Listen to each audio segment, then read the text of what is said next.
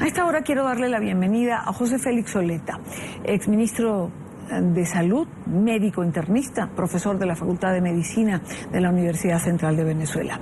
Doctor Oleta, bienvenido a la tarde. Gracias por acompañarnos. Un placer, Idania, siempre a tu orden.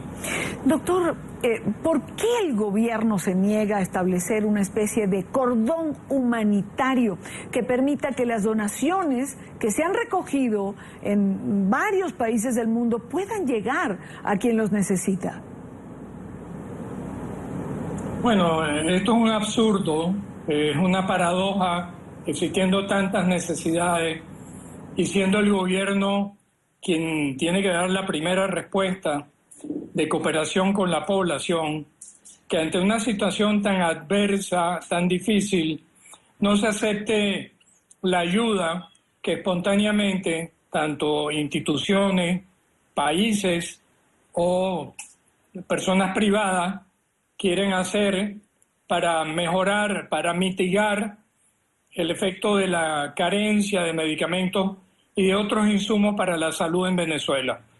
Sin duda que esa es una paradoja y resulta una contradicción ética a quien tiene la máxima responsabilidad para garantizar el derecho a la salud y a la vida de los ciudadanos, que es el gobierno nacional. Doctor Oleta, pude leer alguna afirmación del defensor del pueblo que decía que prefería un intercambio con algunos países como la India, China, intercambio de medicamentos y no donación. Yo le pregunto a usted que ha estado en la cartera de Sanidad en Venezuela, ¿cuál es la diferencia entre intercambio y donación? Es decir, ¿por qué hay que preferir una sobre otra?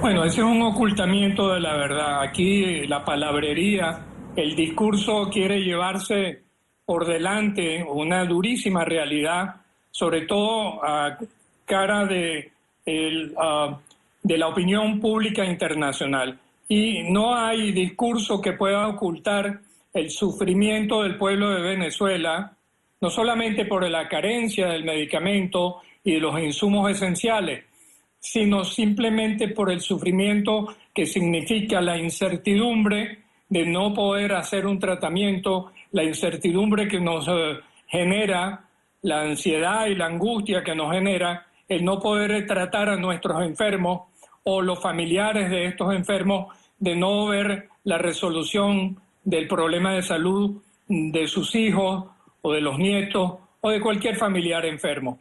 La situación se ha hecho realmente muy crítica. Son muchos hospitales públicos y también una buena parte de los hospitales privados, pero también es el hombre de la calle, la mujer de la calle, que busca los medicamentos para uso continuo o los antibióticos o los analgésicos necesarios para mitigar un dolor, una inflamación. De modo que estamos hablando de una crisis sistémica de recursos que el propio gobierno no satisface y no cumple con las expectativas de la población. Y lo más grave es que a un plazo no menor de 6 meses, esta es una situación que no puede ser corregida porque es precisamente el gobierno quien toma las decisiones para la asignación de las divisas para comprar estos insumos en el exterior. Doctor Oleta, ¿usted recuerda alguna otra época en la vida democrática de Venezuela donde se haya atravesado una circunstancia como esta? Idania, voy a cumplir 50 años de ejercicio profesional el próximo año y te aseguro que nunca vimos, dentro de las carencias crónicas, dentro de las dificultades para realizar el trabajo de salud pública y de salud individual, nunca vimos una situación tan extrema. Esta es una situación inédita que no hemos dudado de catalogar como una crisis humanitaria de salud.